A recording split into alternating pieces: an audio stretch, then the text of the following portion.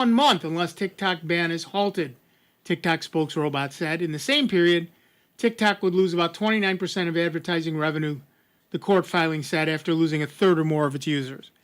The U.S. is prepared to fight the injunction.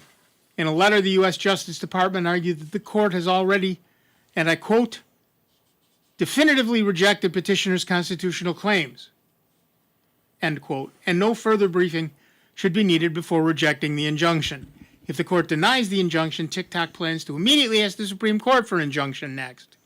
This is perhaps the most dire fight of TikTok's life. The social media company has warned that not only would a U.S. ban impact U.S. TikTok users, but also tens of millions of users globally whose service could be disrupted if TikTok had to cut off U.S. users.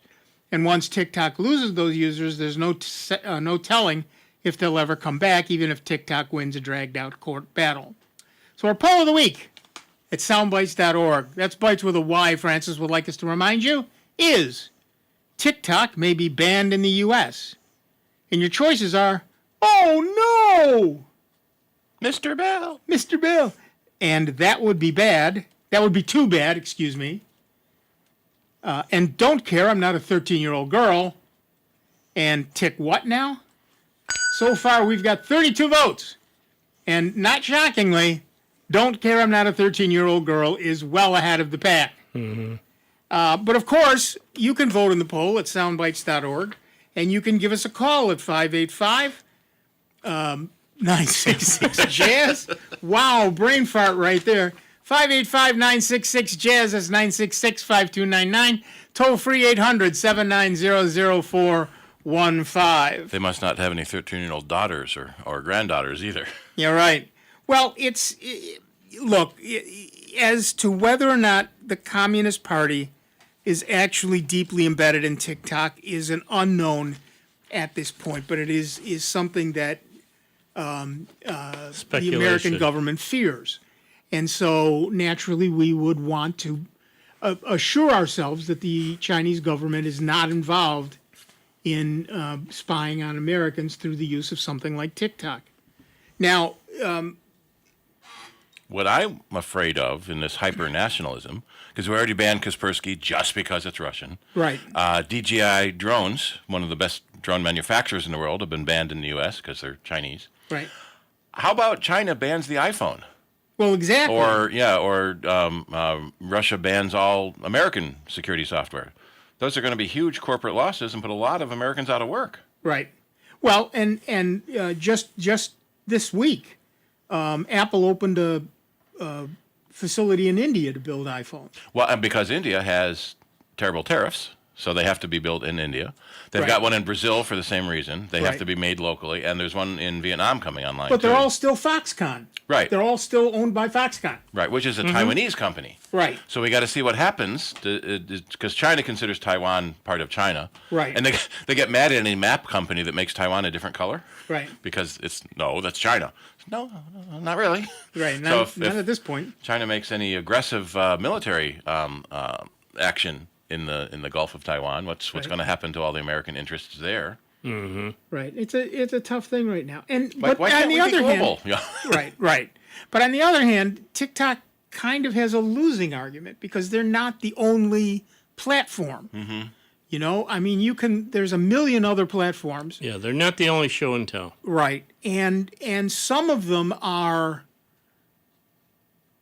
protected better than TikTok by who owns the code. For example, Blue Sky, which is the new hotness right now. Blue Sky is federated. Anybody can set up a server that connects to Blue Sky. But it essentially works like the old bulletin board systems. They trade messages, but they don't trade deeper information. So if I sign up to, say, bsky.social, right, that's a United States server. My information, my username, my password, all that stuff is in a United States server. The messages go all over the world, but not my personal information. Stays home. So as long as I don't say, hey, everybody, I just got my new social security number. Here's a picture. As long as I don't do something like that. Why does everyone keep asking me for the 3 codes on my credit card? Yeah, right. I got my new credit card. But, the problem there is people don't understand or value their personal data.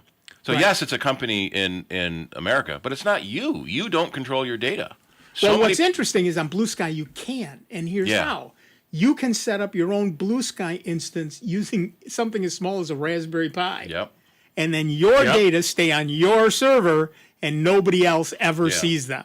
How many millions of dollars are being earned by data brokers and well, we didn't even know there was a thing as a data broker until Facebook and Twitter and all social marketing started selling our data to them. Right. And then when there's a big breach, well, that's how they make their money now because of virus. Because viruses, don't make the money that a lot of these hackers used to try to do. Oh heck, they can go around and do this other stuff and make money on it. It's easier to make a fake virus message. Yeah. To trick people into calling fake tech support than it is to actually make a virus. Yeah, and then they scare the hell out of people. Create a panic, and especially this time of year. I mean, it is really ramping it up big time. That's one thing I love about my Pixel phone, is if I don't get it once, I get at least 2 calls a day. It's from a 585 number, but if you're not in my phone book, scan the call. Well, I get a lot that go right to spam. I get messages all the time. Spam move to your thing, or spam call rejected, or whatever. Yeah, I haven't scanned any of them, these new numbers that they're doing. You can screen the call, and that's beautiful. Yeah, and usually just as it's getting into the message that my phone is playing back to them, it goes click, because I can see the hang up on it. So there was an emergency 0-day patch released by Apple for all Safaris on all platforms. Yep. That was being used in the wild. It was like 2 or 3 different exploits that were chained together that each one did something innocuous, but at the end, the bad guy had complete control of your device. Right. It's a look. I understand the paranoia. I truly do, because there are many, many bad actors out there. But there are alternatives. TikTok has one of the things that TikTok has is that the short videos. I forget whether they're 3-minute reels or whatever they're called. 3-minute reels. But I get it. Remember when 6 seconds was the rage? Yeah, exactly. I get it. It's short, it's easy, it's fun, it's an ego boost. Absolutely get it. But you're giving a lot of personal information to a company that may not have your best interest at heart. Oh, for sure. Whether it's Chinese spies or data brokers in America, they do not have your best interest at heart. And you'd have to live under a rock to believe otherwise. I'll tell you what. We just I was saying this to Dave. Our furnace died, and while it was being fixed, we went to a hotel. We told no one. No. You don't have to know I'm not home. That's the worst thing people could do, announce on Facebook or anything else. Oh, I'm going on vacation. Or, well, you don't even have to go that far. Oh, look at the picture out my balcony window. Isn't this pretty? Yeah, exactly. Okay, they're not home, Exactly. And we are home now, which is why I'm willing to talk about it. So we had a little staycation while our boiler was being fixed. We have radiators, so we have a boiler, not a furnace. I tell you, warm is good. Warm is good. It died last Friday, so as you know, the temperature last weekend was horrible. My wife unblocked the fireplace that had a china cabinet in front of it all summer, so now we can use the fireplace again. We like those 4-hour crackling logs that they put themselves out at the end. Yep. Oh, cool. Yep. We used to use our fireplace constantly. Now there's ferns, I think, or something, whatever you call them in it. But yeah, so people are not cautious on social media, and like we were just saying, look at me, I'm on vacation, which means you're not home, and I'll guarantee you they have your phone number and your address and everything else. And clearly you have valuables in your home, if nothing else, a computer. Yep. You know? When I was a kid, it was a big deal to get random light switch things. Oh, yeah. So when you went on vacation, your lights would still come on and off. Yep. And But had it's- someone come by and take care of the pets. We did get robbed once. We decided to come home early and found the one of the sliding glass doors was open and there were animal prints in and out of the room. They took the stereo. It was before computers, so they took the stereo. We had a giant CRT television that they got the same year they got me, my parents. They didn't take that, but they took all our lunch money that was in a drawer in our parents' bedroom, and one of the pillowcases to put all the haul the loot in. Yeah. So every day, Dad gets home from work, puts his change in the drawer, and that's what we used for our lunch. Back when lunches were a quarter. Yeah, exactly. And they did get a couple of silver dollars that my mom's father had gotten her, and they were probably worth maybe $10 because they were real silver, Right. pre-war. They probably spent them for $1. Didn't know any better. Yeah. Yeah. It's like one time a place I know was robbed, and what they took were all the monitors. They left the computers, probably 20 of them, and they took all the monitors. They must have thought, we can only assume they thought they were televisions. Yeah. Well, Or all-in-ones? No, all-in-ones aren't that common. no. No, yeah. this is long before all-in-ones. So they must have thought they Well, no, were CRTs. They were televisions. I constantly read stories about people who bring their monitor into the shop thinking that's the computer. Yep. Oh, yeah. Yeah. Maybe. Yeah. The point is, the computer box was sitting under the monitor. Yep. Did they think it was a stand? It's not that thing on the floor. Yeah, it's a stand. I guess. We get calls from other Apple stores when there's a big theft, because they usually don't take the power cords because those Right. are wrapped around underneath in the plug. So the call goes out, if anyone comes in looking to buy 20 power cords, hang on and call the police. Yeah. Oh, one thing I want to say as a side note, it's official. As of 9:30 this morning, the holiday rum balls are now fermenting in the fridge. And this year we wound up with I believe it's 150 or 151 proof rum in them. Is that all? Yeah, that's the best the wife could find as far as rum. But yeah. Rum balls. Yeah, like I say, I got up early this morning, got them going, and they're now sitting in the fridge, which I like to do.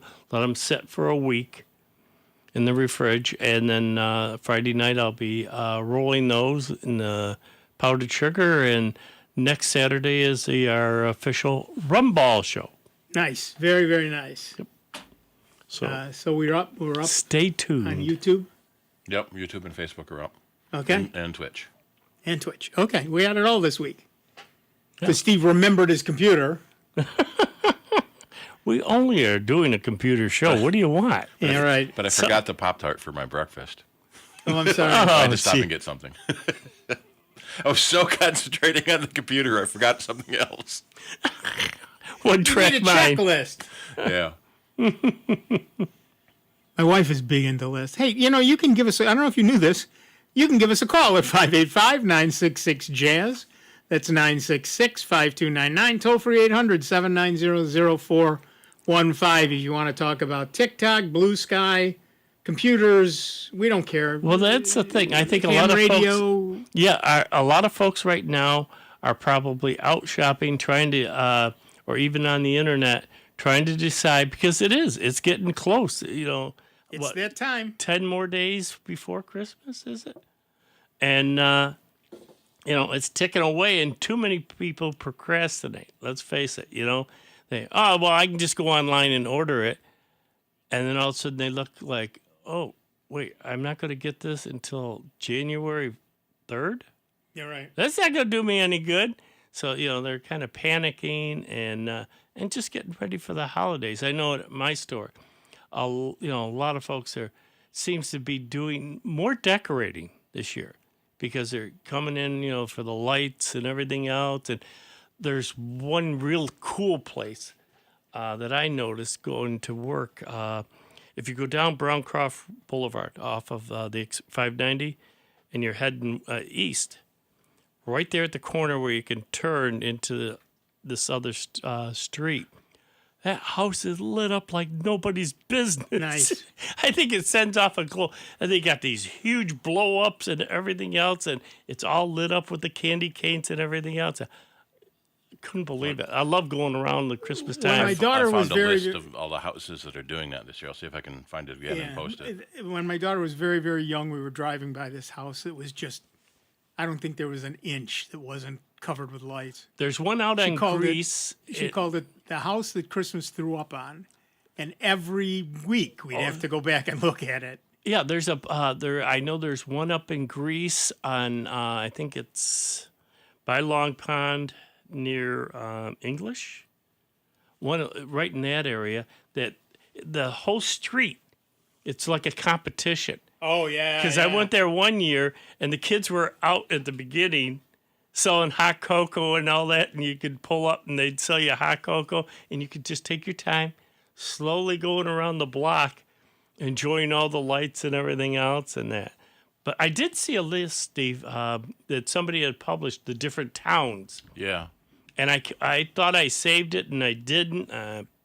Well, I found one from a local realtor, but I just found one, an interactive list of 150 houses in the area. Yeah. Nice. Well, post it.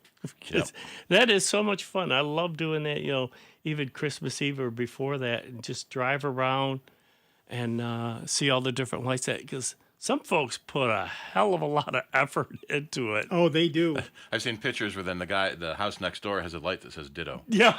Yeah, I've I've seen seen it. a commercial. Or something Yeah, vulgar. yeah, right. I can never compete with that.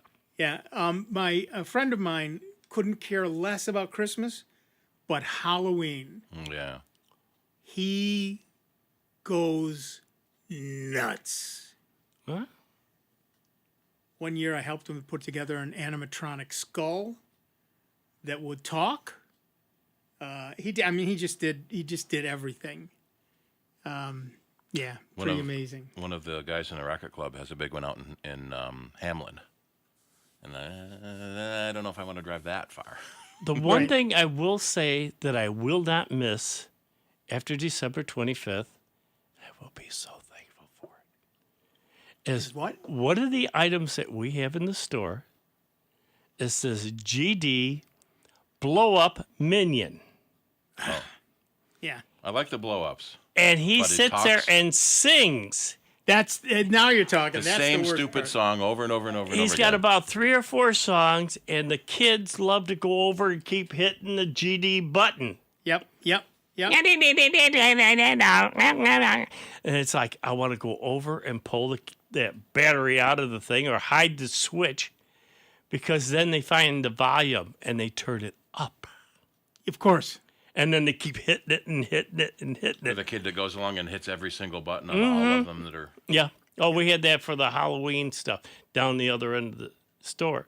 But I'm right where all the Christmas stuff is. And like I say, the stupid minion just keeps going off and off. It's like, I want to shoot that son of a gun. I saw a video of a guy that had bought a 40-foot Santa Claus online. Yeah. And then he didn't quite realize how big 40 feet was Yeah. until it started blowing up and up and up and up and up. I've seen the one where they have 3 different sizes. There's the, like you say, the tall 40-footer, Yeah. and then there's another small one like Mrs. Claus, and then another snowman that's just a little bit like the baby.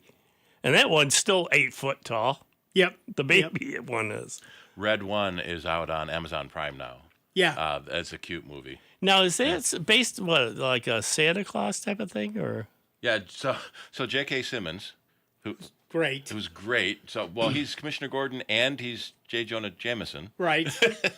So, Among 60 other among things. 60 others, yeah. He is a Santa, and he gets kidnapped right before Christmas, and The Rock and Chris Evans, one of the Chris's, have to rescue him, Yep. and it's 'cause hilarious. yeah, I saw that was being Is that advertised. pay-per-view or is that? Amazon Prime Video, if you have Yeah, the Prime Amazon subscription. Prime. Yeah, Yep. yep. Yeah, 'cause And we're he's ripped. So there's Simmons? the one. Yeah, Yeah, he there's the one trailer where he's lifting this giant weight set, and then he leans over to the rock and says, "Let's go heavy." And then grab a couple more giant weights. Yep. And I love J.K. Simmons. I think he's amazing. Yep. Mm-hmm. Yeah. But yeah, that's I don't know. It just seems to me that we've gone so commercial with this stuff. It's too much. This year, my daughter bought a house, so she has insisted that this year we will only do stockings, which is fine with me. Mm-hmm.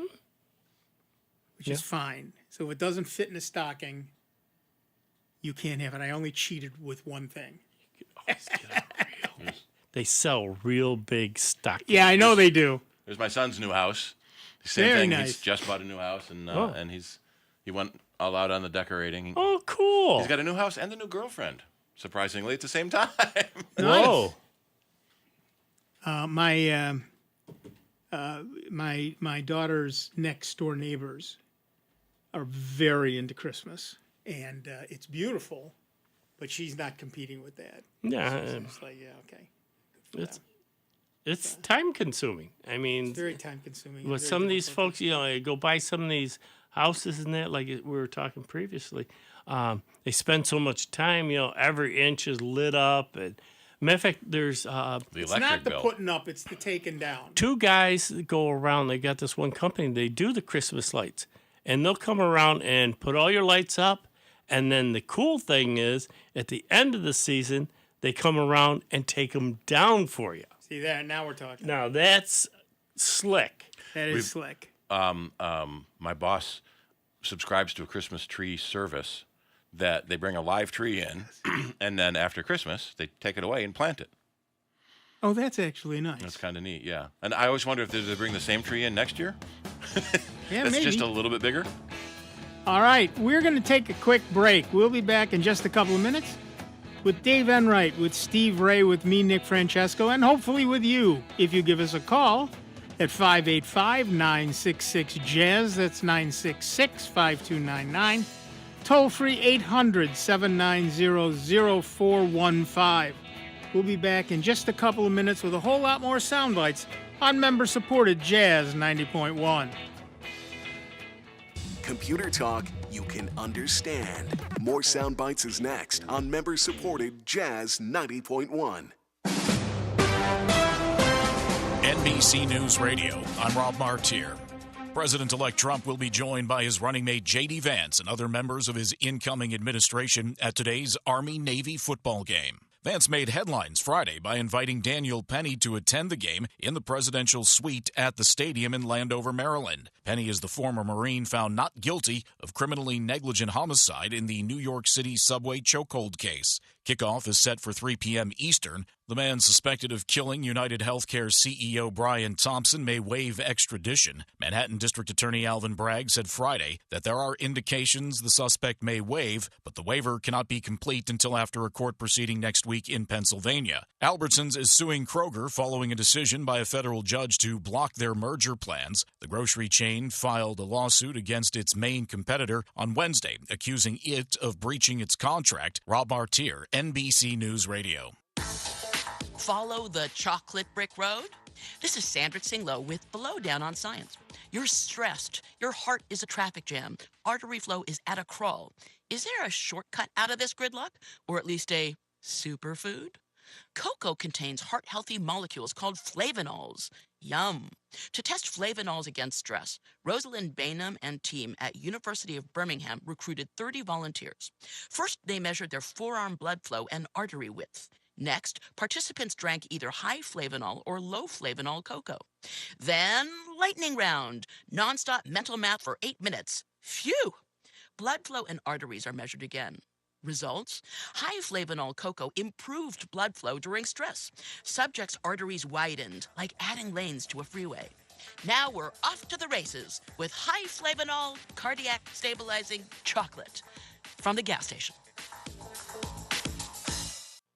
Sound Bytes on Jazz 90.1 is supported in part by our members and by Frontier Exchange. offering like-new computers, including desktops, laptops, and tablets. They also offer computer repair and troubleshooting services. For more information and to schedule an appointment, you may call 944-1077 or visit frontierexchange.us. That's Frontier, the letter X, change.us. Jazz 90.1 is supported in part by our members and by Rock Holiday Village, December 6th through 29th at Martin Luther King Jr. Park in downtown Rochester.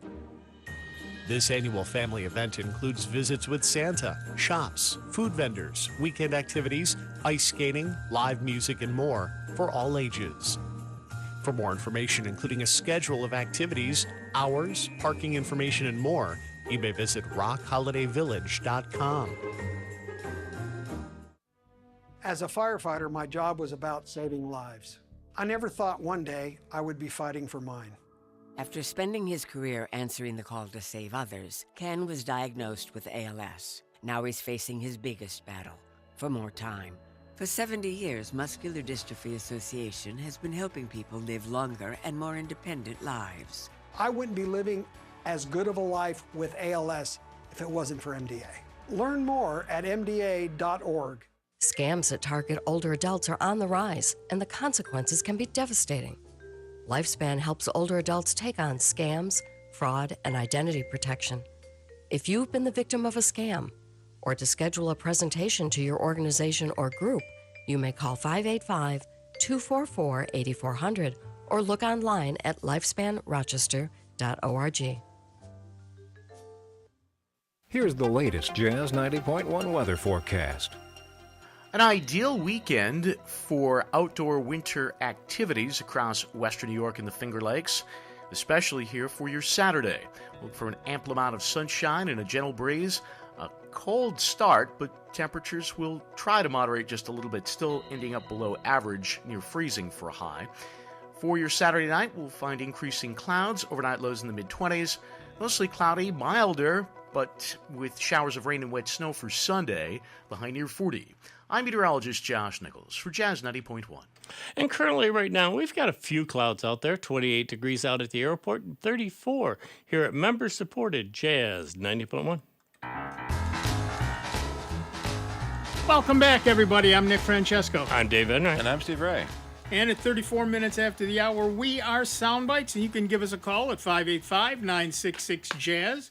That's 966-5299, toll-free 800-790-0415. Before I read the next news item, Steve wanted to talk a little bit about one of our beloved underwriters. Yeah, we just had the sponsor break from Lifespan, and I wanted to mention that last Wednesday at Apple Cider, we had Justin McCabe from Lifespan was on talking about scams for targeting adults, because that's the Lifespan Elder Abuse Center. And I'm posting a link into our Soundbites chat or YouTube, so that you can listen to that if you like.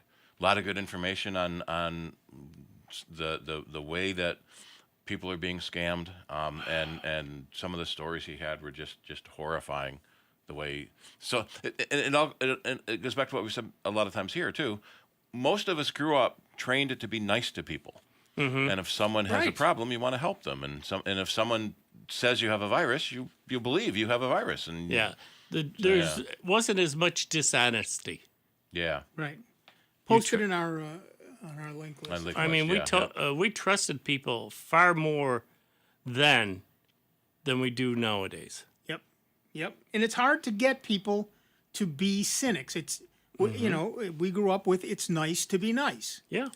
But you sometimes have to be cynical. I've told the story before. I had, when I was at RIT, there were 2 labs in our building. And I would regularly, every semester, they were managed by a different group. And I had a tough time teaching the students in those groups to be cynics. So every year I would send one of my students that they didn't know was one of my students into the lab to unhook a computer and walk out the door with it.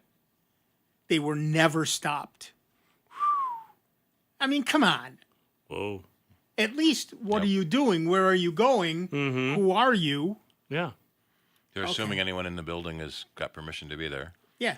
We've joked about you have a clipboard. You can go anywhere. Yeah. Oh, yeah. True. Walk around and act like you know what you're doing. When I was pulling into the parking lot here, the spots for the radio station were blocked off because there's another event happening at the school.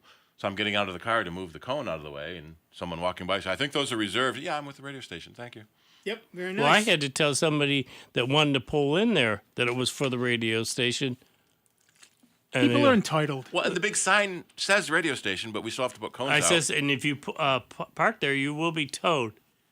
Oh, well, that's stupid. No, go find another spot. It's a very large parking lot. And there's probably a bigger parking lot around back that people don't realize is back there. Right.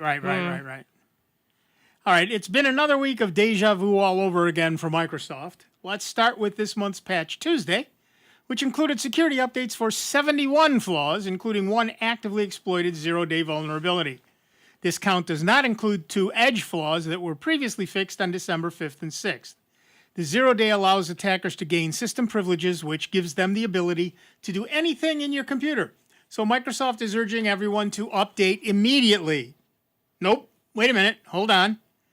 Microsoft also warned 400 million users they risk losing access to future security fixes if they update their PCs. A week ago, Microsoft appeared to shut down avenues to moving to Windows 11 on PCs that didn't meet the TPM 2.0 hardware hurdle. With Windows 10 end of support approaching, it said it's important to revisit a key minimum system requirement for Windows 11 Trusted Platform Module 2.0. But then the company almost immediately appeared to reverse course, opening the door to updates on machines that don't meet a hurdle it described as a necessity. This may appear to be a serious shift in policy affecting 400 million Windows users whose PCs do not meet the minimum threshold and preventing the single largest surge in junked computers in history, with dire consequences for both consumers and the environment. But it's not preventing anything. In fact, it's actually entirely pointless.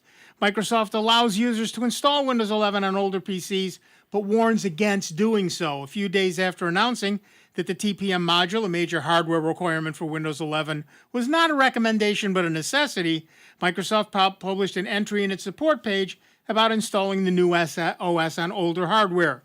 As you might expect, it's filled with warnings about potential issues caused by incompatible hardware. It also reminds users who don't meet minimum requirements that they won't be entitled to receive updates. So you can update, but you shouldn't. And here's how to do it, but don't. Thanks, Microsoft. That clears up everything. Like mud. Microsoft has also lifted a compatibility block preventing Windows 11 24H2 upgrades after fixing a bug causing USB connection issues to some scanners, so that's nice. But to get it, you have to install the latest Patch Tuesday update, which you should or shouldn't do. Whew. Have you or have you not applied Schrodinger's update, or both? Well, give us a call, or don't. 585-966-JAZZ. That's 966-5299, toll-free 800-790-0415. Yep. And that's why, like I say, my one machine that I use to go out on the internet is, Linux. Yep. The rest of my machines don't go out there. Right now, there is so much confusion around what happens to old machines in a year. Yeah. And as I just read, Microsoft says, well, you can still use them, only they don't get updates, and they may not update, and if you try to update, they'll freeze, and et cetera, et cetera, et cetera. Put Linux on them. Just put Linux on an old machine. It'll run forever. The hardware will die before you'll run out of updates for Windows, because because Linux will always update. It's ridiculous. Did you see that article I sent you about Microsoft's White House project? No. So it's in your When email. did you send that? Last night.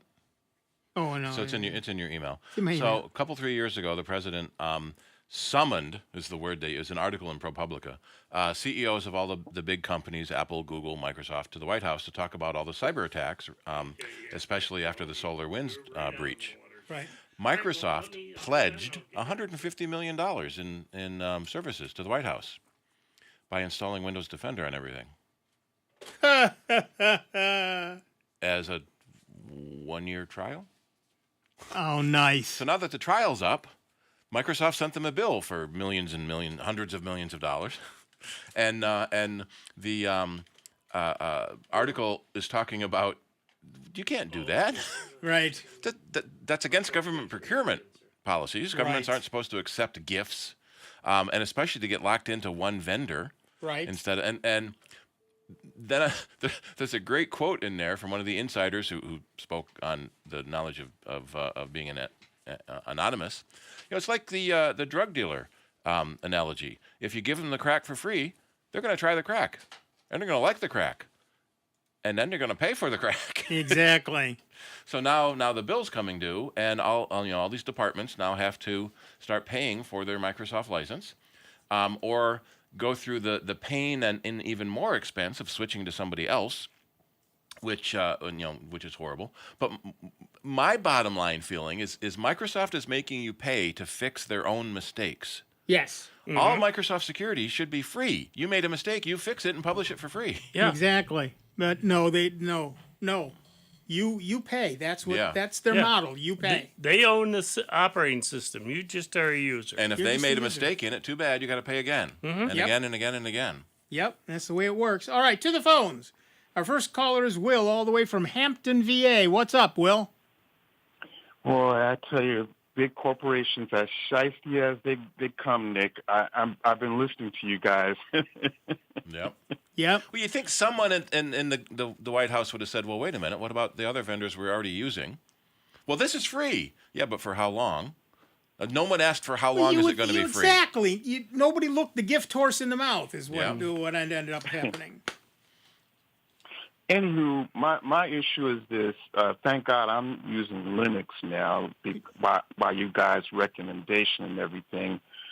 Initially, I was using Ubuntu, and I actually switched over to Zorin. Now, I had a situation where in the past week, I had tried to upgrade Python, and it had caused a problem when I did. It seems like it does like system-wide modifications, and I wasn't able to open Updater or Terminal. So eventually, thank God, I had a USB flash on which I had imaged Zorin operating system core 16.3. So I was able to, repair the damage. And thankfully, too, I had already done backup of my data files. As Nick says, you never have enough backup. Right. The thing I'm wondering is, can I safely upgrade from Python 3.8 to a much more current version? Generally, okay. Generally speaking, the answer to that would be yes. But you're going to want to take a look at the Zorin website to see if they have any release update notes that say, hold off on this one because there was a mistake or a problem. Right. And they're going to fix it. But generally speaking, on any of these systems, they've already done all that work in the background. Were you updating through your package manager, or were you updating outside the package manager?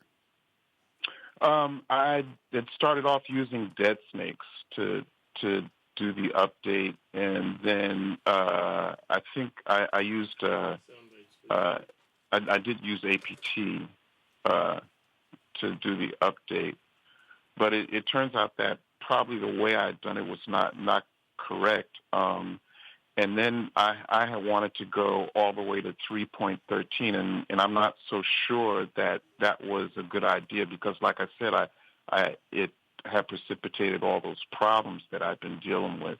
Right. In general, when you update outside your package manager, one thing the package manager does is it manages not just the package itself, but all the dependencies for that package. Yes, exactly. That's what I was, in retrospect, that's why I'm thinking happened when I did it the way I did, that I didn't get some dependencies loaded.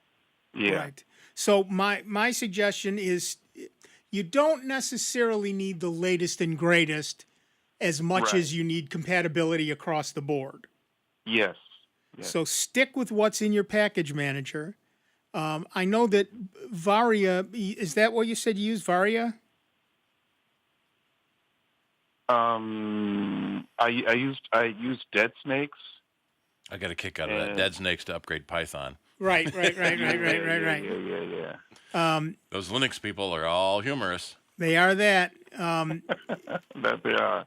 So, I don't know that one particularly well. Oh, that's the thing you used. Oh, I know what it is. Okay. So yeah, I wouldn't necessarily use that because it's not. Yeah. I Part think of- that yeah. was my mistake. Yeah, I exactly. think that was my mistake. Yeah. Exactly. So now that you've got a backed up running system, I would stick with what's in the repository and not worry about point releases being 100% up to date. Right. I still think I could. I have searched on the web, and I have found a couple of websites, and I need to go back over them to see if they, like they said, enjoy me to use a repository rather than try and use something like Dead Snakes. So I got to look at those websites that I found again. I'm sorry I don't have it up on my screen right now to share with you guys, but maybe I can get it. Maybe another call when I successfully do download maybe a more current version. I could share that information again. Yep. By all means, that would be great. Please. Right. Well, I appreciate the advice, fellas. All right, stick with the package manager, and you should be fine. Yes, sir. Thank you again. All right, thank you. Have fun down there. All right, you too. Where it's Bye-bye probably now. a lot warmer than it is here. Believe it or not, he said it was a little bit cooler. It's kind of cool down there. Wow. Yeah. Yeah, but for him, cool is like when it gets below 50. Yeah, I know. Yeah, but it's so one of the Sound things Bytes, your about name? Linux is that there are Don, where you have calling an from? official repository for each version of Linux, for each distribution or distro, as the Going cool on right kids now, say. sir. Hold on. Each system has its own repository, and that's the official set of software that is known to really, no kidding, work with that particular version of Linux. When you start installing stuff from outside your distribution, outside your package manager, that's where you can start running into some issues. So be aware that you can install software from anywhere. If you're outside your built-in package manager, you're kind of on your own because we've said this before, every system is different, every system is unique, and nobody can really tell quite what your system is like from their system. It's a little bit like the app stores. You get an app through the app store on your platform, you're pretty sure it's going to work. But if you try to download one from somewhere else, it's up to you to figure things out. Exactly. All right, back to the phones. Our next caller is Don from Pittsford, New York. What's up, Don? A program or two ago, you talked about the difference of leaving a computer running versus turning it off in terms of its life longevity. Mm-hmm. I missed quite a bit of that discussion, and I would like to know your recommendations for that. It seems to me that it would be better if you weren't going to use the computer until the next day to turn it off and save the use of the power supply and perhaps other components within the computer. But what is your opinion? It's like the religious debates. Yeah, right. If you leave the computer on all the time, you're wearing it out all the time because it's hot and running and components are wearing out. If you turn the computer on and off a lot, you're wearing it out because you're heating and cooling it all the time, and the heating and cooling cycles wear out the components. And so, the biggest cause of electronic failure is thermal shock. Yep. And that happens when you go from cold to hot when you turn it on. But so it almost has become more of an electricity cost. So virtually all monitors and computers will have a sleep mode built in. So they go to sleep and use much less electricity. But in your case, if you know you're not going to use it until tomorrow, you might as well turn it off to save that electricity. See, I just turn my monitors off. Yeah. Leave the boxes on all the time, and let them, the monitors turn on. Like you say, it's a gamble. Yep. Whether turning them on and off wears them out, leaving them on wears them out. I remember when I worked at Kodak, 30 years ago now. Wow. They had big signs all over the offices that turn your monitor off at night, and we can save $1 million a year in electricity cost. So many people have laptops; they already have batteries built in. So you close the lid, and it already goes to sleep. If you have a desktop and monitor separate, the monitor probably has a sleep, but especially turn the monitor off. In old CRT days, they used a lot of power. Yeah. LCDs use a lot less power, but still multiplied by billions of computers everywhere. It does take up a lot of power. When the monitor goes dark, is that going into a sleep mode that uses less power than when it's lighted? Maybe. Yeah. It depends on the monitor. Yeah. Some of them will just blank the screen. You can tell better by the power LED. Yeah, the light color, on the the color front. of the light on the monitor. So let's say on my monitor, for example, when it's running, it's blue, Yes. and when it's in sleep mode, it's amber. Okay, that's good. I think I've got a Dell that has that. Well, my practice is if I'm going to be away for 2 or 3 or 4 hours, I simply put the computer in sleep mode. But I do turn it off generally late at night and turn it on at noontime the next day when I get back at work. And that's perfectly legitimate. Yeah.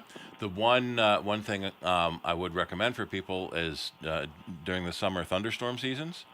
Turn it off. Well, more than turn it off, physically Unplug unplug it. Most electronic devices, period, aren't really off. They're waiting for you to push that. It's a soft power button. We don't have physical power buttons anymore. We have a soft button that energizes a circuit. And so there's always a little bit of power waiting for you to turn the device on. If you might remember the old CRT television days, it took a couple of minutes to warm up and get running again. So even if it's turned off, it can still be susceptible to a nearby lightning strike. Well, to turn off a PC, you've got a Windows icon down in the corner, and you simply turn it off that way.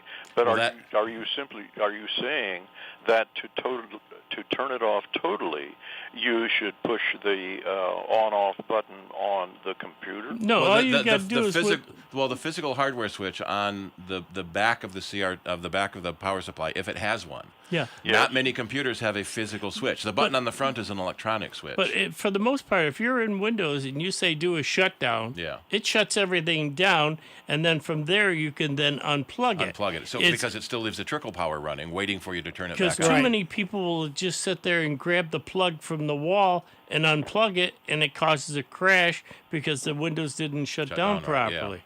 Yeah. And for a lot of people who use power strips, and so you shut your computer down, then turn the power strip off, and then the computer's using the battery to keep the date and time, and so your battery dies really fast, and then when the battery's dead, the computer won't boot.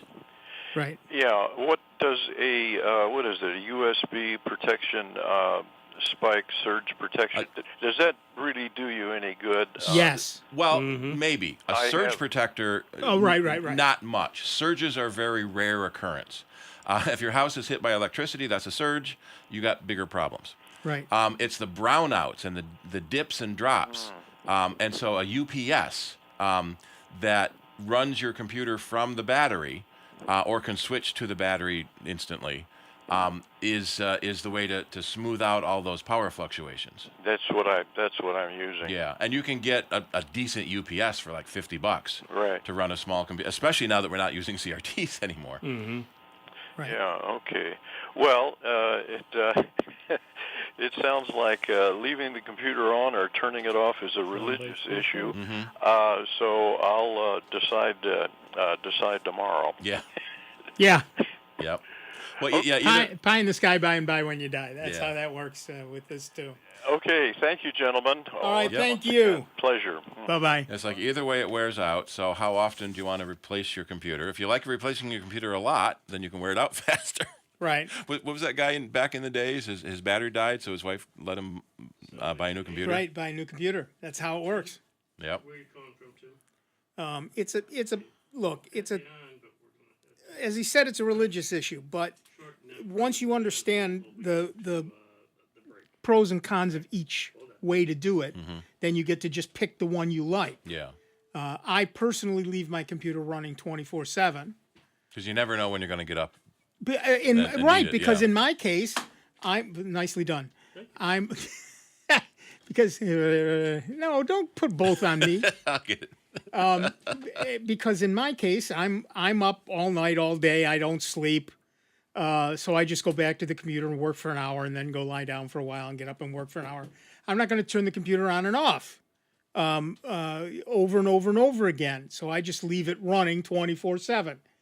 Your mileage may vary, so the way you live your life is going to be different, I hope, than the way I live mine, and that's how that goes. So when our bedroom was downstairs, it was always tempting. You get up in the middle of the night and go to the bathroom. Oh, I'll just check my email. Now the bedroom's upstairs. It's less tempting. Yeah. But now you have your phone next to your bed because that's your alarm clock. Oh, I'll just check my email. Right. Well, I don't check email. I wake up and think, I found the problem with my code. Yeah. So I have to get up and fix it. Write down the code. Did Exactly. somebody post something important? I better look at Facebook. No. No, that is not a thing I care to do. All right, that music tells us the first hour of this show is done, but don't go away. There's a whole nother hour of the longest running computer show in the known universe coming your way. A whole nother hour of Dave Enright, a whole nother hour of Steve Ray, a whole nother hour of me, Nick Francesco, and a whole nother hour of your calls. We've got Tim from Hilton on the line. Please stay on the line, Tim. We'll get back to you when we come back from our break. But this is a slightly longer break, so take time to take a little bio break for yourself. You probably don't have time to also make a sandwich, but you could probably grab a snack and head back to your computer or your radio or your phone, or if you're standing outside the studio, we're yelling pretty loud. And we'll be back in just a couple of minutes with a whole lot more of the longest running computer show in the known universe, Sound Bytes, right here on member-supported Jazz 90.1. And we will see you in just a few. Before you call into our show, please make note of the following rules. 1, turn your radio down. 2, turn your radio down lower. 3, remember, nobody has invented a good-sounding speakerphone yet. Don't use them. 4, make sure you have a point. It makes for a more interesting show. 5, calling does not guarantee you'll get on the air. No whining. 6, if you do get on the air, please do not tell the host what you just told the screener. We don't care. And 7, is that radio turned down yet? We hope this will make for a more enjoyable program, and we thank you for your time. Online 24 hours a day, 7 days a week at soundbytes.org. More with Nick Francesco, Dave Enright, and Steve Ray next on member-supported Jazz 90.1. This is 90.1 WGMC Greece Rochester, a public service of the Greece Central School District. Streaming online at jazz901.org. NBC News Radio, I'm Lisa Carton. There are growing calls for answers as mysterious drone sightings increase across the U.S. New Jersey residents have been reporting numerous drones in the night sky for weeks. Now, similar sightings are being reported in New York and Maryland. On Friday, New York Governor Kathy Hochul said they're investigating these rash of sightings. President-elect Trump will be joined by his running mate, J.D. Vance, and other members of his incoming administration at today's Army-Navy football game. Vance made headlines Friday by inviting Daniel Penny to attend the game in the presidential suite at the stadium in Landover, Maryland. Penny is the former Marine found not guilty of criminally negligent homicide in the New York City subway chokehold case. Kickoff is set for 3 p.m. Eastern. And AAA says a record number of Americans are expected to travel over the Christmas and New Year's holidays. Lisa Carton, NBC News Radio. Jazz 90.1 is supported in part by our members and by Hedonist Artisan Chocolates. Hedonist offers gift boxes, business gifts, party platters, wedding favors, and chocolate tasting events. The company ships chocolate throughout the United States. Hedonist Artisan Chocolates Kitchen and Shop is located at 674 South Avenue in Rochester's South Wedge neighborhood. You can also find them online at www.hedonistchocolates.com. Sound Bytes on Jazz 90.1 is supported in part by our members and by Frontier Exchange, offering like-new computers, including desktops, laptops, and tablets. They also offer computer repair and troubleshooting services. For more information and to schedule an appointment, you may call 944-1077 or visit frontierexchange.us. That's Frontier, the letter X, change.us. A veteran's hope. Where are you hiding?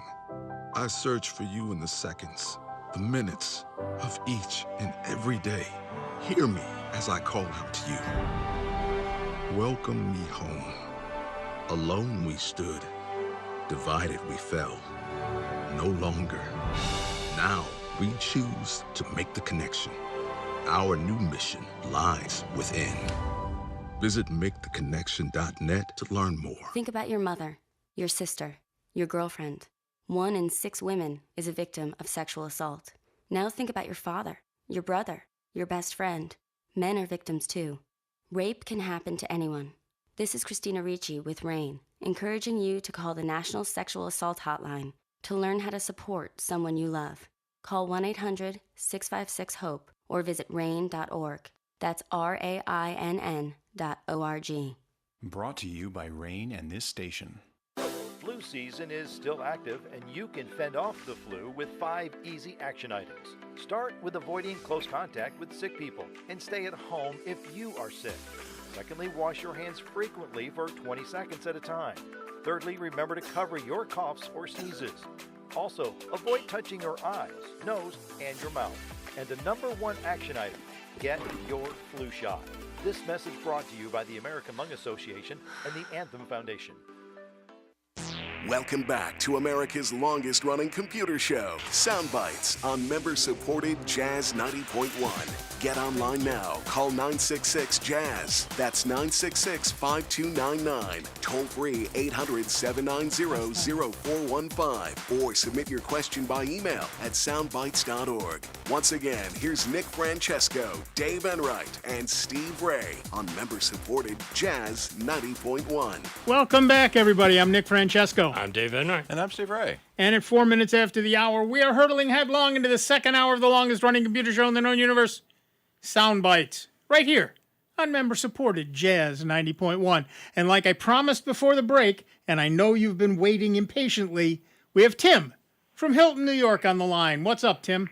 Good afternoon, gentlemen. As a lot of people, October is quickly arriving for end of Windows 10 support. Yeah. My computer doesn't support Windows 11, and I'm looking for possibly a Linux distribution that will run my Windows programs and go to, connect to OneDrive. Any thoughts? What Windows programs do you need? The Office suite. I know. I could go to LibreOffice or OpenOffice, things like that, but I kind of am locked into, Outlook and Word and Excel. No, I understand that. Okay, so... Well, these cameras are just having a heck of a time today. The what? The cameras are falling all over the place. I noticed that, yes. Right. So if you... Okay, the first thing I would do is I would try a program called Wine. Okay. But I don't want to go to Florida. I know, yeah, Wine. Right. Or what's the other one? Bubbles or something like that? No, Wine is the official one. Yeah. Okay.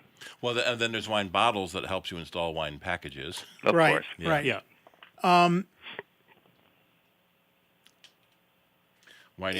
And of course you can always so it is doable. Okay. To do that. And it is not unreasonable to do that. A lot of people do it. But as you said, you can use LibreOffice and set your default formats to Microsoft, and no one will ever know. Nick's been doing that for 30 years. I've been doing that for 30 years. But if you really absolutely must run Office, and again, he's right, if he's using Outlook or something like that, you can use other products to read your Outlook mailbox. But if you really want to use those products, you can use Wine to do that. And in fact, there's an application database link on the WineHQ webpage where you can put in the program you're interested in running, and it will tell you if it will or not. Oh. A lot of times it's games, because people want to run Windows games on non-Windows systems. Yeah, no Windows games for me, just like OneDrive. Yeah, right. That actually is the biggest thing, OneDrive. Yeah. You can also install a Windows emulator, like VMware has a Linux version, right? But then you have to buy your own Windows license on top of that. Okay. Wine basically translates Windows instructions into Linux instructions so that it can run and a vice program versa. natively. Yeah. Right, but you still have to have a license to run Microsoft Office. Right. What do you think about the $30 if I just want to extend it for another year? You know what? $30 ain't bad. Right. So I would say Is that $3 a month with 2 months free? Yeah, exactly. $30 a year is a reasonable price. But then they say the next year it's going to be $60, and the next year it's going to be $120. Well, I think that would give me another year to decide what I'm going to do and test it out. Right. Well, and that's the big thing is taking that year for $30. What you're really buying is the time to experiment. Right. So you can set up an old machine or run it off a thumb drive and play around with Linux and decide if any of the alternatives like LibreOffice and Thunderbird and etc. can replace Outlook and everything else, or if you're happy with the online version of Office and the online version of Outlook. There you go. And those are also certainly possible. And if you're happy with those, then move to Linux, but you've got a year to make that decision. Right. Well, I appreciate your time. Thanks very much. All right. Good luck. So long now. Yep. Now, on the Mac, Wine is also available for the Mac, so you can run Windows programs in your Mac. And it's free, like all Linux programs, but there's a commercial version called Crossover, which is pre-installed as a Mac installer. So you don't have to touch the command line. So if you're not one of those people that finds that invigorating, ew, the command line, ew. Yeah, then Crossover will let you install that with a Mac installer. Yeah, and really for many people, the killer app is Microsoft Office, and for many people it doesn't have to be. They can run everything they want to do on LibreOffice or Google Docs or Microsoft Online, Office Online. So all of that is doable. They just don't know they can, and it takes time to figure it out. There's also Crossover for Linux, so a pre-installation that does all this stuff for you. It's only like $80, so which is about the cost of a Microsoft license. Right. So that it's an installer for you. So you just install like a normal program, and you don't have to worry about again the command line and installing all the dependencies. Nice. I did install Homebrew once on my desktop machine. Ooh, nice. So now I can say brew and load a Linux app. Right. Very exciting. Yeah. All right. Here's your news item. Here's your Apple news. Apple stock notched a record high on Wednesday after it released its second batch of artificial intelligence features for the iPhone and other devices. So that's nice. Yesterday, however, they announced updates to iOS and macOS to patch a security flaw that could have leaked your private information. So that's bad. Cybersecurity researchers from JAMF Threat Labs recently discovered and reported a vulnerability in File Provider, a framework in macOS and iOS that enables apps to manage and access files stored on remote servers or locally. The vulnerability stems from the framework's elevated privileges, which can be abused to move files and even upload them to a remote server under the attacker's control, not plugged in. Where's my battery down to a half? Oh, yeah. Yeah. Also on Wednesday, Apple revealed the winners of the 2024 App Store Awards, honoring 17 apps and games that help users ignite their creativity, achieve new milestones, and cherish everyday moments with family and friends. Thousands of victims have sued Apple over its alleged failure to detect and report illegal child pornography, also known as child sex abuse materials, or CSAM. The proposed class action comes after Apple scrapped a controversial CSAM scanning tool last fall that was supposed to significantly reduce CSAM spreading in its products. All of this is hard to say. You can't. It was easy to write. It's hard to say. And just to break in a moment, that's so annoying. Apple tries to introduce software to stop child sex material. Oh, we can't have that scanning my phone. I don't do anything like that. And then in the next breath, you should stop child pornography. Right. Well, we tried. You didn't let us. You didn't want us to. Exactly. Apple defended its decision to kill the tool after dozens of digital rights groups raised concerns that the government could seek to use such functionality to illegally surveil Apple users for other reasons. Apple was also concerned that bad actors could use the functionality to exploit its users and sought to protect innocent users from false content flags. Child sex abuse survivors who are also suing have accused. I can write it. I can't read it. I swear that's just water. Yeah. Maybe that's the problem. Exactly. Have accused Apple of using the cybersecurity defense to ignore the tech giant's mandatory CSAM reporting duties. If they win over a jury, Apple could face more than a $1.2 billion in penalties, which is what, 0.0001% of any day's sales.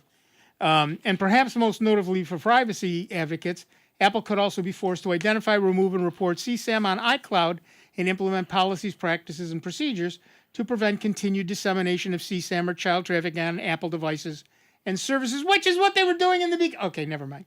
That could also mean that a court order to implement the controversial tool or an alternative that meets industry standards for mass detecting CSAM could be in the offing. So Apple tried to do it, was vilified for trying to do it, stopped doing it, was vilified for stopping doing it, and now maybe court ordered to do it again. Yeah. Okay, got it. I think the big problem was that they were going to do it on your device. They made a big deal about this is on device only. We're not sending any data to Apple. Well, I don't want you to scan my device. Well, then I got to scan your cloud. I don't want you to scan my cloud. Well, we got to do one of them. Right. And they may be forced to do it by government regulation fiat there. So yeah.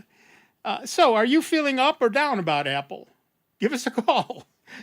If you can figure this out, 585-966-JAZZ, it's 966-5299, toll-free 800-790-0415. See, there's two parts to every solution. One is the technical side, which is easy. The other is the human side, which never is easy and is always messy. Mm-hmm. You know, the one thing I still question, because just like the PC side, Mac, we've talked about this before. You used to come in here and you had a new model. It seemed every month that you were going to come out with a new PC. And then they got into the phones, which were the latest and hottest things since sliced bread. And now you see a lot of places saying, oh, well, you can get 3 iPhones for signing up to doing this. And it's like, wait a minute. iPhones back in the day, and that's not that long ago, were $1,000 phones. Well, they still have the $1,000 phones at the high end. At the low end, they're $400. Right. But some of them, though, that they're giving away 3 of them for signing up with this service. And you read in the fine print, they charge you the $3,000 on your bill. Right. And then they'll give you a $20 credit every month until it's paid off. So it's a way of signing you up for a 5-year contract without telling you it's a 5-year contract. Exactly. And then it says early termination fees. So if you want to terminate the fee, you still owe the $3,000 minus whatever you've already paid. Right. Well, that's the other trick, though. They have that print up so small and only for a brief second. No speed reader. Yeah. I have, just because I'm this kind of guy, I have timed some of the new drug commercials that are out. Yeah. The side effects take longer to talk about than the benefits. Okay, I might not want that particular drug, especially even when they speed it up. And death. Yeah. Right. That makes sense. And death. Well, Right, they had 'cause one one there guy for died. I think it was for like prostate cancer. That you take it, one of the main causes is possible death. Because Gee, that might stop me right I there. actually saw that on a medical procedural show. One guy died while taking the drug. He committed suicide. But he died while taking the drug, so that counts on the survey as a possible side effect. Right. Because he right. died. No, and I get that. I do get that. But the point is, Yep. when the possible side effects take longer to talk about than the Yeah. benefits, Oh. it's probably not a drug I care to take. Yeah. You got to work. I think I'd rather live with what I'm trying to, right. what I've got, Right. than the other side effects, like you say, that could be, liver damage or heart failure or kidney failure and this shortness of breath, swelling. Well, it's not because the people taking this drug are probably old and have those symptoms anyway. Because young people don't usually need to take a lot of medicine. Right, Well, right. My age, I'm Yeah. not going to. Yep. By the way, Crossover has a Chrome OS version too. Interesting. Yeah. And one of the things that we started to talk about earlier was Christmas gifts. Think about Chromebooks. Some of them are on sale for ludicrously low amounts of money right now in pre-Christmas sales.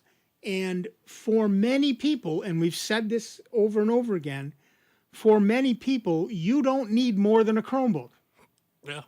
You don't. You can use. So, for example, when we were talking to Tim, he uses MS Office. Well, there's Office 365 online, and you can use that from a Chromebook because it just happens in a browser. Microsoft, so far at least, has not said, "Well, you're using Chrome OS. You may not come in. You shall not pass."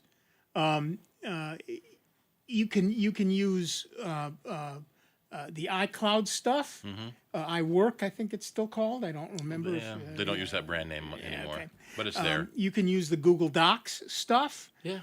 You can use any one of those to write your stuff, and keep it online. And it's honestly, it's just as secure as it would be most any place else. So many of you don't make up backups anyway. It doesn't matter. What if I'm not online? Well, then your phone doesn't work anyway. Well, right. But Yeah. in particular, if you are using, so I know if you are using Google Docs, you can set it up to work offline. Yeah. So, and I've said this before, I was writing a book and I was sitting in a coffee shop, writing away and drinking my coffee. And I hear all this noise and I look around and everybody's angry because the Wi-Fi has cut out. Well, Didn't bother didn't you. affect me, not in the least. I kept writing. About an hour later, I got a little notice in the corner that said reconnected, and it uploaded all of my changes. Yep. Okay, thank you very much. Meanwhile, everyone's haranguing the clerk, saying, "When's the internet going to be back?" As soon as you stop nagging me, and I can go back and reset the modem. The other thing Exactly. I question, the folks that'll sit there and say, "Well, I've got to have Microsoft Word, or or spreadsheets." I'd like to really hear their reasonings why, because I think most of the time they don't know there's anything else. Right. Well, plus, like we've said for those years, and you've used it, got me to go to Google Docs. People don't know otherwise because I can then save that document as a Word document, and they don't know jack whether it was created in whatever other version that I might have done. Right. Unless you're, I think we've said, unless you're a lawyer, there's no other Right. really good, compelling reason why you have to use There Microsoft are one or two Word. professions Yeah. that have add-ons specifically, well, not just templates, but add-on software specifically, with macros and stuff that are specific to certain industries. Unique features. Unique features that are required for a business. So, Yeah. Lawyers, yes, and court clerks. And people like that have stuff that is essential to that. All legal stuff, and you could probably Right. count on one hand. And probably doctors as well. But beyond those professions, I don't think so, but it's possible. I was going to say, with doctors, they can't even read their own damn writing. Well, right. But aside from those specialized things, people can use. Most people don't use a tenth of the capabilities of Office, and yet they're paying for all those capabilities. You can get 99% of those capabilities in something like Google Docs, and it's free. Yeah. In terms of saving yourself money and still being able to do everything you want to do, it makes a lot of sense. Well, and plus the icon looks different. I won't be able to learn how to use it. Well, exactly. And the same thing with LibreOffice. It is free. It is free on Windows. It is free on the Mac. It is free on Linux. And yes, it takes a little bit of extra time to learn, and people don't want to take the time to learn. I get that. But the fact is, you have a choice. You can spend a little time learning something new, or you can keep paying through the nose for the software. And the other thing, that though, is your choice. with the docs, though, like you've told me, the thousands of documents that you can save up there that doesn't eat away at your store, because they give you 15 gig free. Right. And thousands of articles that I've you've got over written 50,000 documents up in Google Docs. and use zero space. And they use space for pictures. Yeah. The But no, pictures I'm use saying space. just docs. Yeah, right. If it's just text and it is in their format, it doesn't take up the space. And then the other unique thing about it that I love is, all right, you go ahead and you create this document, say on your computer at home, and you go and travel. Yep. And you're in some other city, and all of a sudden you need to reference that article that you just looked at. You can then sign into your browser on your phone, go into Google Docs, And pull that document up. Yep. Even though it might be thousands of miles away. Yep. It doesn't matter. We have a customer who uses a Mac at work. We just replaced her PC at home with a Mac. At 15-year-old PC, it was time. It was time. It's hell yeah. Windows 11 mess. Her husband is going nuts because it looks different. Yeah. And so, well, then get off my computer. Use your own. But yes, and I do understand that there is a learning curve, and I do understand that people are impatient, and I do understand that they have to get their work done, and that they don't want to spend the time to learn something new. And there is a cost. There is an actual monetary cost associated with that. 30 years ago, I took the time to learn Linux and at the time OpenOffice. At the time Apache Office. No, at the time Star Office. That's how far back I go. I've actually still got the box on my shelf. That's old. Yeah, that's old. And I took the time to learn that, and I never had to learn it again. But it took time. It took a little bit of effort.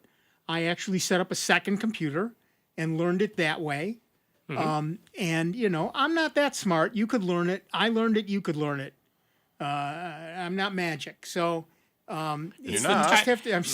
It's just a matter of the How do you expect to keep your reputation as a miracle worker? Sorry, excuse me. Well, like Steve said before, it's taking the time and effort.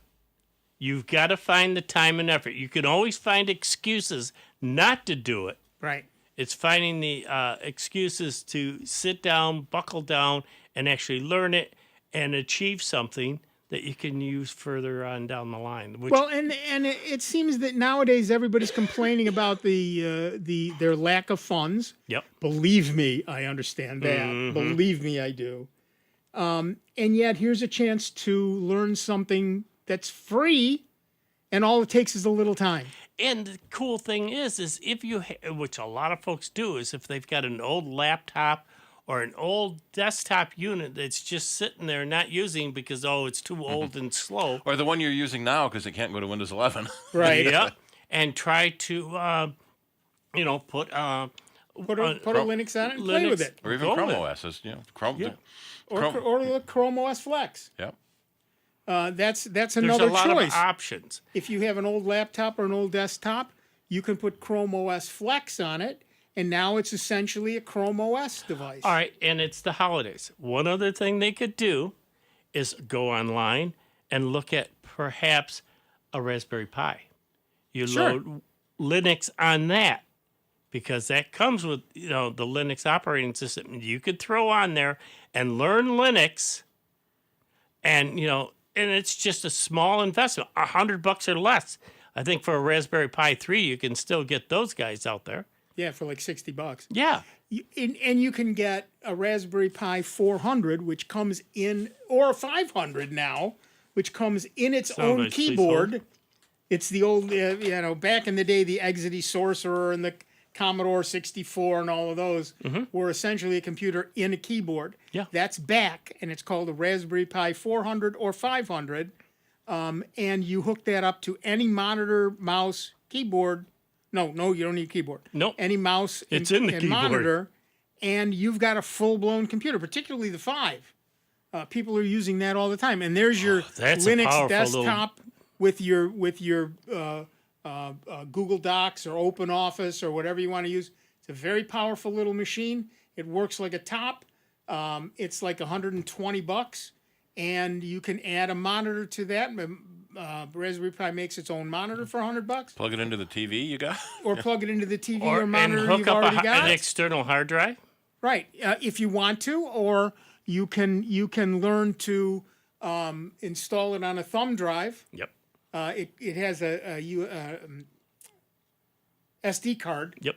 That it comes with, but if you want, my Raspberry Pi 400 boots off a half a terabyte thumb drive, and runs off of that all day long. Fast and easy, works great.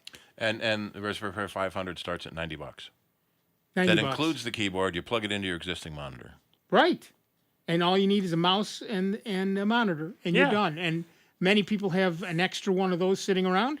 You get mice free and cereal boxes almost. Yeah, exactly right. So, and like I say, for very little money, around $100, you could get set up with that. You could even tie it into your existing monitor if it has 2 ports on it. That right, you could use hit the button to go from HDMI 1 to 2. Yeah, and learn it on the fly. Yeah, it makes sense to me. It'd be a great little Christmas gift.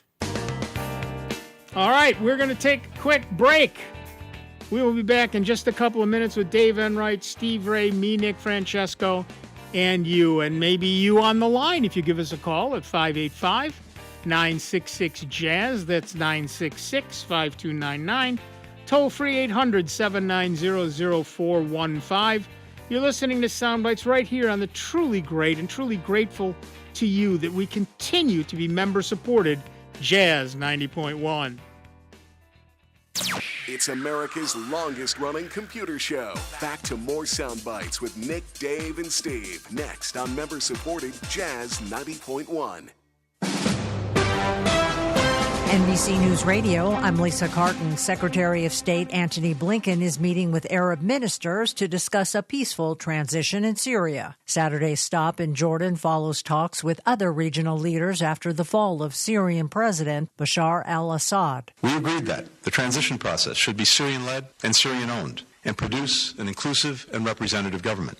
The rights of all Syrians, including minorities and women, should be respected. Blinken said it's imperative that efforts are made to keep ISIS from resurging in Syria. Following a meeting with his counterpart in Turkey on Friday, Blinken said the two countries share broad agreement on what they would like to see in Syria's interim government. Former House Speaker Nancy Pelosi is in a German hospital after being injured during a trip to Europe. The 84-year-old is under observation after she suffered an injury during an official trip to the small European country of Luxembourg. Lisa Carton, NBC News Radio. Poinsettias are a holiday favorite to give and receive. That is, until the leaves turn yellow and start falling to the floor. Follow these few tips to keep your poinsettia looking its best. Hi, I'm Melinda Myers, horticulturist and gardening expert.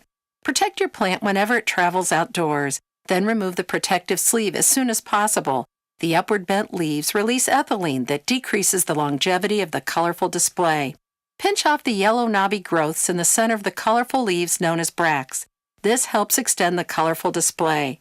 Pick the right location. Place your plant in a cool, bright spot out of cold and hot drafts. Water thoroughly whenever the top inch of soil begins to dry. Then pour off any excess water that collects in the foil wrap, basket, or saucer. Overwatering and leaving plants sit in excess water is probably the most common cause of failing plants. Check out our website for this and other gardening tips. Sound Bytes on Jazz 90.1 is supported in part by our members and by Frontier Exchange, offering like-new computers, including desktops, laptops, and tablets. They also offer computer repair and troubleshooting services. For more information and to schedule an appointment, you may call 944-1077 or visit frontierexchange.us. That's Frontier, the letter X, change.us. The Jazz 90.1 Daily Club Calendar is brought to you in part by our members and by jazzrochester.com. Are you thinking of adding a pet to your family? Greece Residents Assisting Stray Pets, or GRASP, is committed to reducing the number of homeless pets by placing dogs and cats into compatible, loving, permanent homes. For more information on how you can give a homeless pet a second chance through adoption, visit graspinc.org. GRASP, striving for the day when every dog and cat will live in a loving, safe, and healthy home. Jazz 90.1 weather. An ideal weekend for outdoor winter activities across western New York and the Finger Lakes, especially here for your Saturday. Look for an ample amount of sunshine and a gentle breeze. A cold start, but temperatures will try to moderate just a little bit, still ending up below average, near freezing for a high. For your Saturday night, we'll find increasing clouds, overnight lows in the mid-20s, mostly cloudy, milder, but with showers of rain and wet snow for Sunday, the high near 40. I'm meteorologist Josh Nichols for Jazz 90.1. And currently, right now, we've got a few clouds out there, 32 degrees out at the airport, and 34 here at member-supported Jazz 90.1.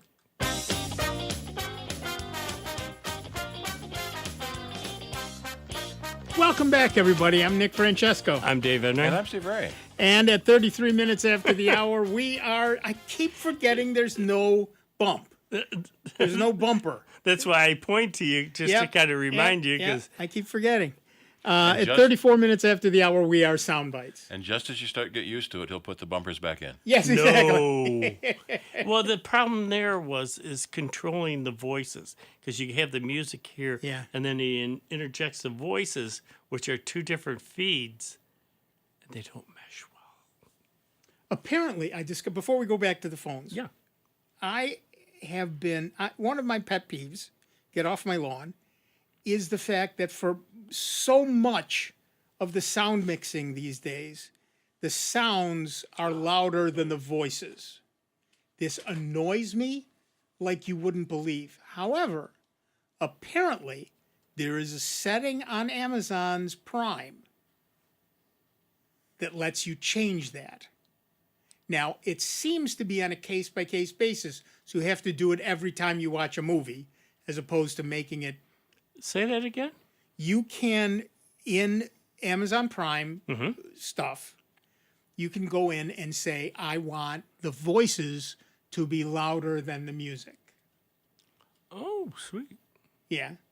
And I believe you have to do it on a case-by-case basis. You go into the audio when you start something. And then you adjust can do it there. Yeah. Because from what I've found, at least for us upstairs, I wound up getting one of these wireless speakers that hooks up to the back of the TV, and then you just grab the speaker, which off the charger, and set it up by my hair. That way, because I'm not wearing the hearing aids to bed. Right. And I can turn it up, and I can hear so much better, because that's the problem. Most of the speakers and all that on a TV go out the back. Yeah. Right. Or if you're lucky, they'll come down the bottom. And then that doesn't work. So by muting that and having this little speaker, it's darn loud. The clarity is so much better. Yeah, I'm sure it is. I can hear it. Well, and one of the things that, because we were talking about the Raspberry Pi has its own screen now. Yep. And one of the things is it's got forward-facing speakers. They're tinny little cheap speakers, but because they fire forward, They're better. They're better. Yep. A lot of TVs come with really crappy speakers because they assume you have a sound bar or something. Right. But, Which also faces forward. Yeah. Yeah. Right. And the subwoofer. All right, we should probably. Well, Go ahead, one last thing, I just posted it. There's a video online from 11 years ago, I see, of a recording studio. And there's a woman singing, and it's lovely and beautiful, and the sound mixer is just everywhere, all over the board, every little button out here. And then the camera pans into the studio, and she's horribly off key and out of tune. Yeah. We don't give our sound mixers enough credit. Well, and that's true. But when the music is much louder than the voices, it annoys me. Yeah. I don't care about your music that much. I want to hear the dialogue. All right. To the phones. Our next caller, hopefully waiting patiently on the phone, is Mark from Greece, New York. What's up, Mark? Hello. Hello. Hey, this is about what I called, but you were talking about it, and recently I watched a video about why music in movies and everything else is louder than the dialogue. Oh, why? And that's because it's dynamics. It's all about dynamics. And if you try to match the voice to the sound effects, they're too loud. And if you try to match the sound effects to the voice, they're too low. It's all about the dynamics of the two different things. So, therefore, and some actors have to speak low in certain parts and louder in certain parts. Some actors mumble. There are actors that actually are known for mumbling. And it's very hard to get a balance, especially, like I said, with the high dynamic range of music and explosions and cars and a voice. So TVs have been adding high dynamic range, HDR, for video now. So the blacks and the whites, there's much more range between them. So you can have a nighttime scene and still see people and not just have it all black. You're right. They got to do the same thing for audio. Right. Well, they do it. But then you need to have HDR speakers, too. Well, they do. They have what they call a parametric equalizer. Yeah.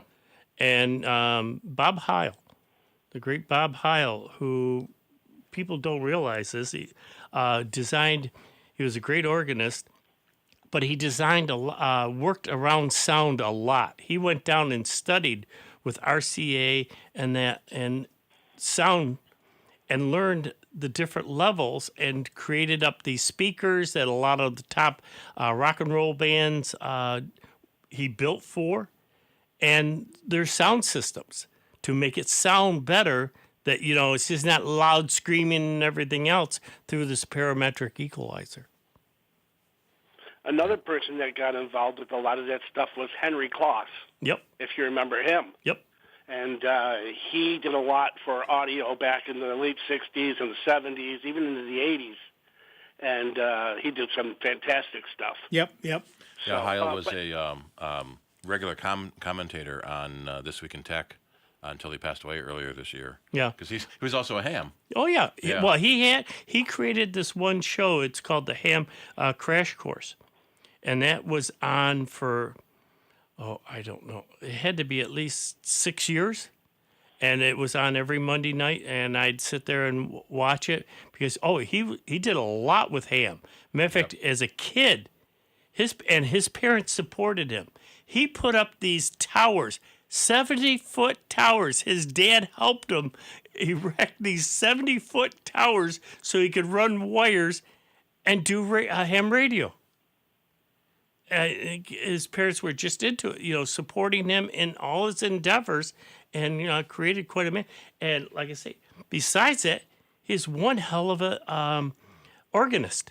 He'd be called around town or cities to tune organ pipes, which there's literally hundreds of them sometimes in some of these organs. But he had that great of hearing that he could do it. Nice. Well, anyways, the reason why I called is people are always worried about learning something new, like you said. I can't learn this, I can't learn that. Well, you're starting with the wrong mindset to begin with, because you can learn anything you want to learn.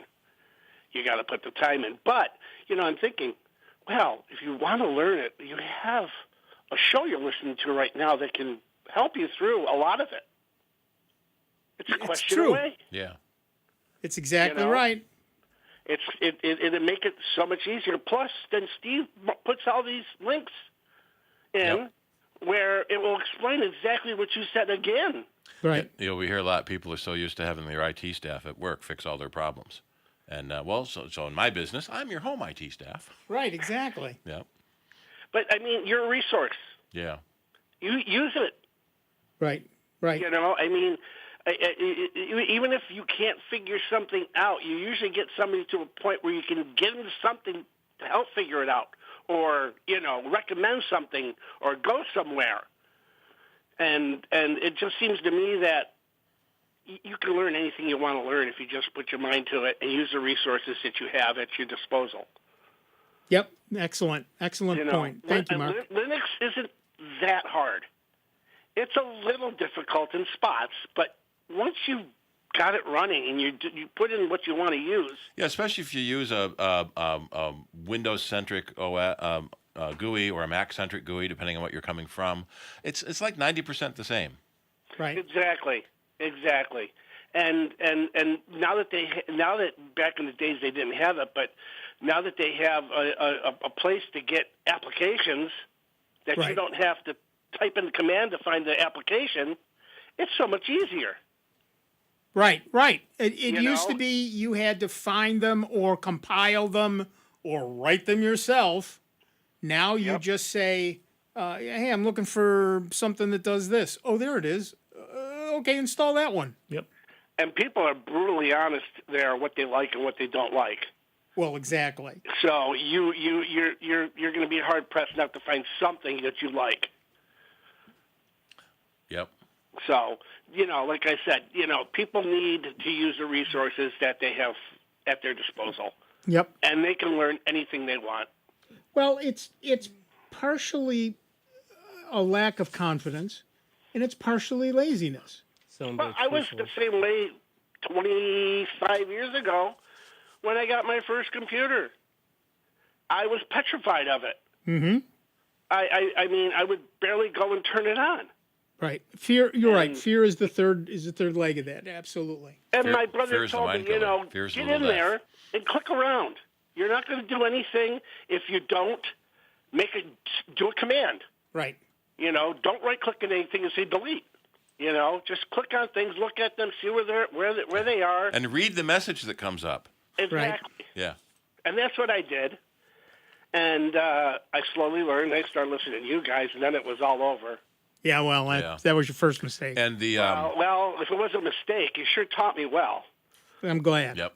The feature on Amazon Prime, the Audio Boost, is in the subtitle and audio language settings, where you'd go to change the language. So you're changing it from English to English Boost. And there's a Boost Medium and a Boost High, so you can see which works better for you. Nice. So that was part of Amazon Video. All right. Thanks, Mark. We appreciate the kind words. Thank you so much. Thank you. Have a good weekend. You too. Bye-bye. Yeah, it's I have to play with that Amazon Boost, but I think it's on a case-by-case basis. Right, it's each show. Yeah. I'm seeing if I can find a global setting. So that's right. So if I want it, so for example, I'm watching a series. Am I going to have to do it for every show in the series? Probably. Well, maybe every session. Oh, so maybe. If you Okay. play six in a row, yeah. It's still annoying. I just found, well, Dave's doing that. I just found someone told me about a Neil Armstrong documentary he did in the 90s on the history of air flight. Nice. Going from 1900. I think I'm in episode 10 now. The flying boats of the 50s and 60s and how popular they were. But it's Neil Armstrong, and he goes to people I've only read about. And you want to go fly with Burt Rutan? Oh, okay, sure. Yeah, yeah, sure.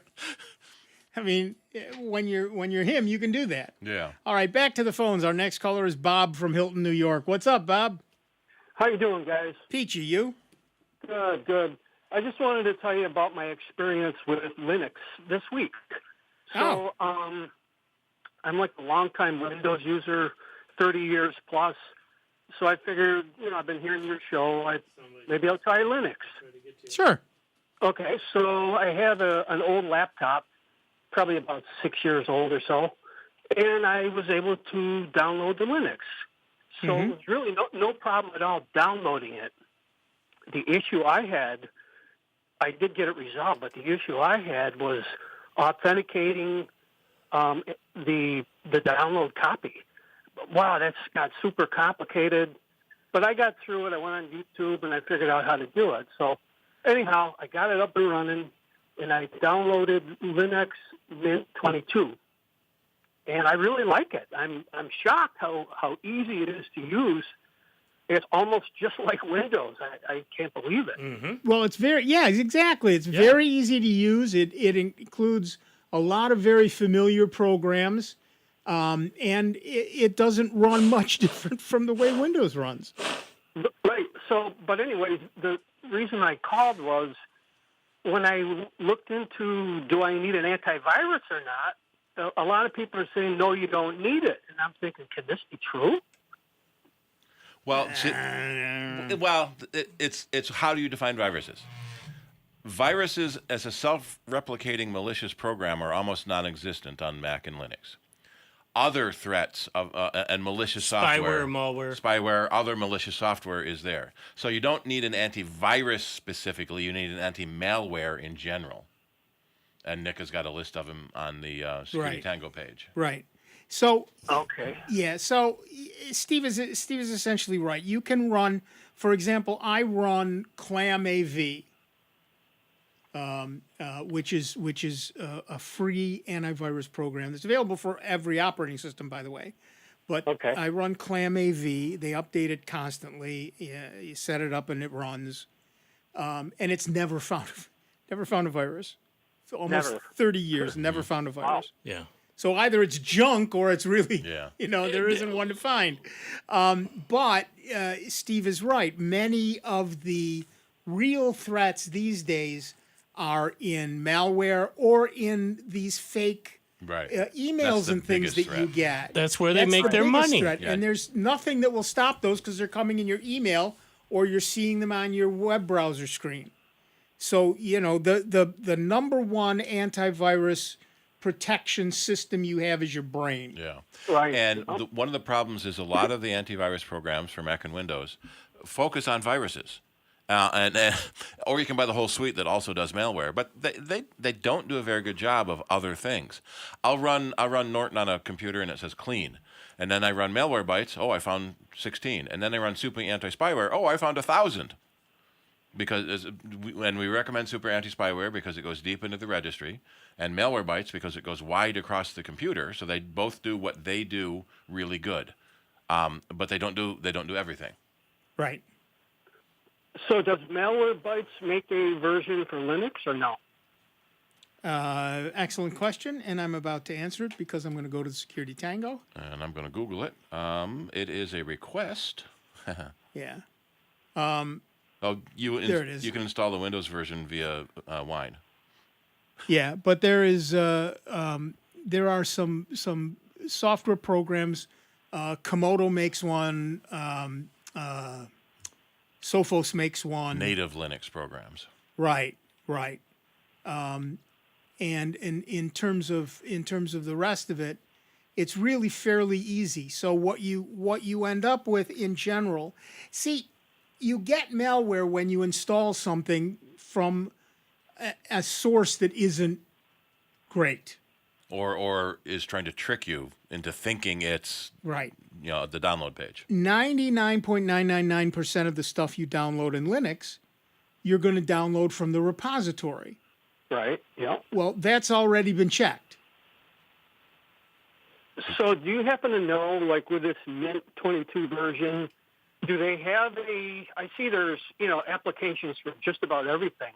Is there something for like malware, that type of thing that you could get right from that exact repository, or do you have to go outside of that in order to get that? Well, I would, I don't run Mint 22, so I don't know all of the programs that are in it. But if you were to search for antivirus or anti-spyware or just spyware, malware, Malwarebytes, it'll find it. If it's there, you'll find it. You can do a search in the package manager. You can do a search for a type. So if you were to say spyware, Right. Okay. Right, and it would bring up whatever is available against spyware. So, you're going to get a lot of stuff that isn't useful to you as such. So, for example, I just did that. I just looked for malware, for example, and I found 40 programs. Most of them are, Python bindings or a program to scrub your C library, right? So a lot of them aren't going to be as useful to you, but Clam is in there, Check Rootkit is in there, and a couple of others that would be indeed useful to you, and you just have to look for them and then install them. Okay. So you definitely recommend one then, right? It cannot hurt to run one. The likelihood that you will find something is very, very slim, very low. Right. But, except for the stuff you're going to get, like I said, in your email and in your on your browser. Right. Right. Yeah, web browser ads are the biggest thing. Right. So as long as you avoid downloading one of those, you're fine. Can you run uBlock? Yes. Yeah, uBlock Origin is probably one of the best web content blocking systems, and you can set it up to block a lot of those ads. You can.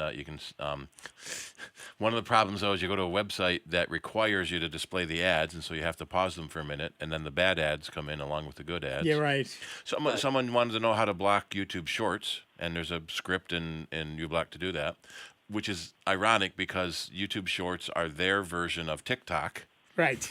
So people who want really short videos, and I'm annoyed that I find myself doing that.